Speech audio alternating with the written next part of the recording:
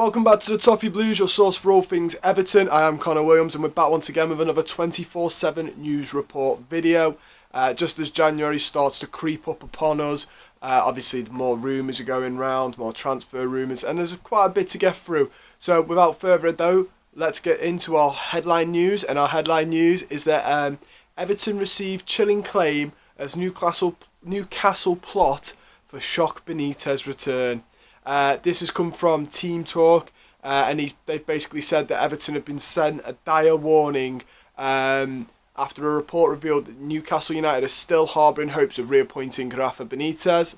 Obviously, if you don't know, they sacked Steve Bruce last week. They've now got new Saudi owners. Money's no longer an objection. They're now the richest club in the Premier League by miles. Their owners are absolutely minted. It's surreal, a surreal thing. And on their wish list is Rafa Benitez, along with former Roma boss Paulo Fonseca and Lucien Favre, two names that were linked with us during the summer and have been linked with us a number of times in the managerial roundabout that it is. It's not a massive shock for me, this, because as it further goes on, Football Insider claim that Newcastle won't lie down and want to be certain that Benitez is defo a no-no before abandoning their pursuit completely. It also says that Benitez is and always has been the first choice to take over, and basically that they don't want to give up and look at other options unless they 100% know that Benitez to Newcastle's dead in the water, never going to happen. Good night, see you later. I'm not shocked. I actually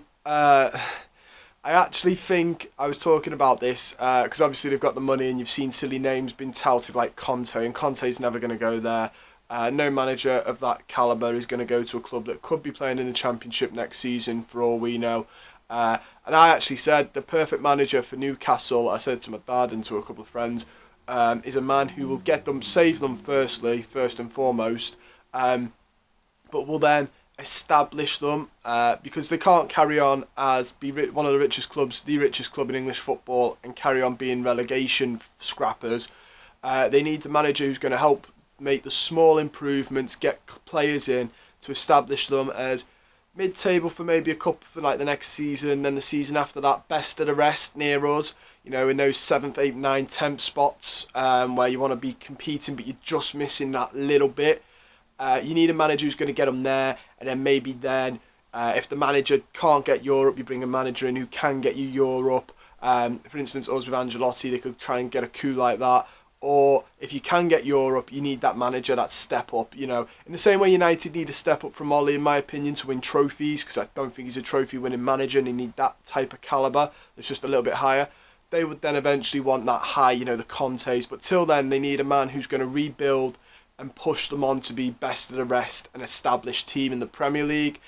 And when I was running through the list, the one name that has the track record for it, the managerial know-how for it, is loved and adored by the Geordie fan base. Rafa Benitez is in my opinion, the perfect candidate for it. And if he wasn't at us, it would make 100% sense. But the takeover, I bet Newcastle fans are upset because the takeover didn't happen last year. Because if it happened last year, I think Benitez would be there now. It didn't happen last year. I don't know. I'm a little bit wary because we were burnt with Carlo, thinking he was going to stay, and a better offer came and he jumped. Not saying Newcastle right now are a better offer, but they have the potential to be. They're certainly not right now. Like I said, they could go down next season, but it's the money, isn't it? Money talks.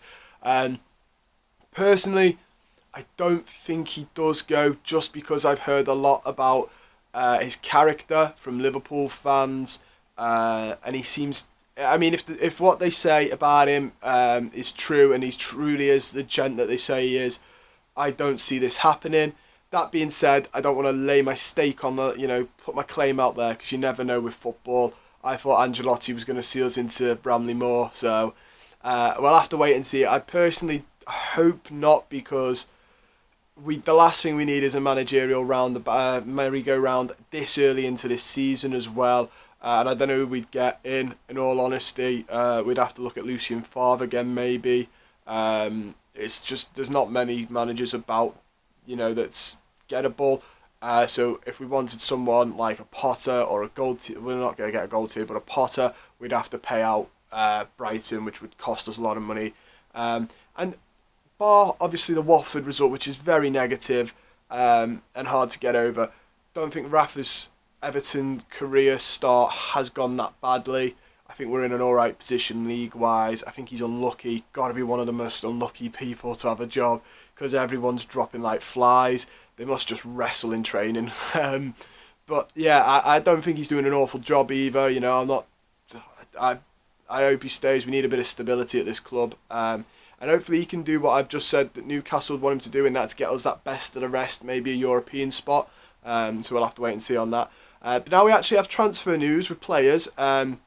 The first one this evening is that Everton are linked with a move for Inter Milan forward Ivan Perisic. According to Ferrajes, the Croatian international could leave Inter Milan when his contract expires at the end of the season. The report goes on to say West Ham, Borussia Dortmund, Bayern Munich, Wolfsburg have joined Everton and shown an interest. Inter's ideal scenario would be to keep hold of Perisic, with an extension on his contract still the most likely option. So even if it sounds like he probably will stay at Inter, there's a couple of big clubs in there, Bayern Munich being one, Borussia Dortmund being the other, that he might go to instead. West Ham are always linked with the same players as us. I think that's just sloppy media work. In some aspects, not always, but in some aspects, I think that's sloppy media work. You know, just two clubs very similar. Boom. Not a player I particularly think we need. He's also, again, an ageing player that I think we'd offer a big 3-year contract and struggle to ship him on. Well, he probably wouldn't ship on unless he goes to the States. I'd rather us just buy younger players, but I don't think that's going to happen. We seem intent on buying players that are past their sell-by date in the twilight years of their career. They're not all bad, not all players are done by the age of 29, but the way we've worked and the way we do it, I just don't have much faith in transfers like this and would rather us avoid it. But yeah, we'll have to wait and see about that. Speaking of which, Donny van der Beek's now changed his agent. This is a player around about the age I'd like us to start going for, and he's hungry and wants to play. But Everton may have been handed a boost in this, as we were obviously linked with him quite extensively over the summer. He wasn't allowed to leave. Marcel Brands apparently spoke with him. Wasn't allowed to leave for no reason by the looks of it, because he's not getting games at United still. But according to Dutch news outlet Voetbal International, Donny van der Beek has changed his agent in order to find a new club. The report states Van der Beek has hired Ali Dursun in order to help him seal a transfer in the coming months. So maybe it's a January thing for Donny. Wouldn't mind it. Wouldn't hate it. At least he's hungry and he's young, and there's a sell-on value to him, which is the most important thing here. And I think it's hard to judge him off like 8 minutes of football that he's got, this season. So it's hard to say, no, he'll be rubbish, no, he'll be good, because it's hard to judge him on that. He was very good in Holland, obviously with Ajax, but Davy Klaassen is a prime example of us doing that. I'm not saying he will be like Klaassen, just, we've got to be a little bit careful. I've not seen enough of him in English football to stake myself out there, really. So I'm going to sit on the fence on this one. All I will say is he's the right age and he seems to have the right attitude. Next we have that Larin rejects Besiktas contract offer. Besiktas fear losing, I'm going to pronounce this, Kyle Larin to the Premier League, to a Premier League club in 2022. Haber 365 are reporting that Tottenham, Everton, West Ham have experienced interest in the forward. The report claims that Larin has rejected Besiktas' new contract of $300k a week, and it will become a free agent next summer as things stand, and it's understood that Besiktas are braced for Premier League offers. Don't know an awful lot about this lad, so I'm just going to not make much of a claim. I've not seen an awful lot of him. Besiktas clearly want to keep him desperately. He's gettable, I think. Us and West Ham, here or there, depending on if which club gets Europe, if either do or neither do. Tottenham again, I don't think if they don't get Europe, I don't think they're going to be that big of a draw. Maybe they'll get the conference again. I don't know, it's waiting to be seen. He'll also want to be guaranteed game time, I think. Again, I think he's more than likely definitely going to get it at us. Probably will get it at West Ham as they only have Antonio. Spurs, if they keep Harry Kane, he's not going to play ahead of Kane, but maybe they're preparing for Kane to go in the summer. Who knows? We'll have to keep an eye on that one. But if we get him on a cut price, there's worse bits of business to be doing. Next, we have from Phil Kirkbride via the Echo that Brighton and Norwich are believed to have made tentative inquiries over Holgate in the summer, but it was made clear he wanted to stay and regain his place in the Everton team. I remember the Brighton links quite heavily, more than the Norwich ones. I think he would have gone to Brighton and done a good job, or been seen to do a good job. I think he suits Brighton's system. He's protected by the other two centre-backs. I think in Potter's system he'd have done okay. We'd have probably looked at him, and I'm not saying he'd have been a world beater or filled his potential that we saw, but I'm certain if he had, you'd have at least seen one or two people on Twitter go, why didn't he play this well for us? And it will more likely come down to the system suits him better. It's better protective for him. But yeah, I mean, I don't think he's going to regain his place in the Everton side. Not yet. So I wouldn't be surprised if Brighton come knocking again in January or the summer. Norwich, I don't think he'll go to Norwich. I don't think he'll want to step down into the Championship, which is where I think this Norwich team are doomed to go. Finally, we have that Everton have been scouting Stoke City's Harry Sutar ahead of next summer. There is interest there with Duncan Ferguson having recently watched Sutar. That's come from Phil Kirkbride as well via the Echo.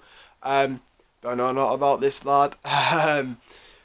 He seems young, seems determined. He's coming from the English Football League. It's not a bad place to buy. I think there's some, not snobbery, but I think in the days of the money, people look at outside of the English Football League and don't look to buy down it as much once you're a Premier League club. But buying from the English Football League in the past has done us very well. We've got a good sort of basis for it. It's done us really well in the past. So we'll have to wait and see what happens. Obviously, Dunk's been watching him. Dunk will give his fair assessment of him. If Duncan Ferguson likes him, he must be a bit of a... he must try hard, because Duncan Ferguson doesn't strike me as the type to sit there, watch a lad dawdle for 90 minutes and go, oh yeah, we should get him, he made 2 nice passes. Duncan Ferguson will have seen some intensity from him, I'm hoping, to want him. But that is everything we've got time for today. Don't forget to like the video, subscribe to the channel if you're not. Don't forget to follow myself and the Toffee Blues. Link is down in the description down below on Twitter. Comment on, don't forget as well, before I say about the comments, if you want any of your Everton merch, you can get it through the Everton direct link in the comment in the bio. It helps the channel out massively. It's getting round to Christmas, guys. Don't want to, don't want to scare you, but it is Christmas nearly. In 2 months. You know how the world is at the minute. It's Christmas mad once October hits. And you can get all your Everton merchandise through the link down below, and it massively helps us out at the channel, so please do that. And finally, don't forget to give me your opinions on anything we've discussed today in the comment section. I do like reading them, so don't forget to mention the Larin comments. Benitez, I don't think he'll do it, but do you see him going? I do think he's the perfect fit, but I don't think he's going to go. And let me know about a couple of the others. Have you seen Sutar play? Does he look good? Do you think Holgate's probably had his day at Everton? Don't forget to let me know. And most importantly, stay safe.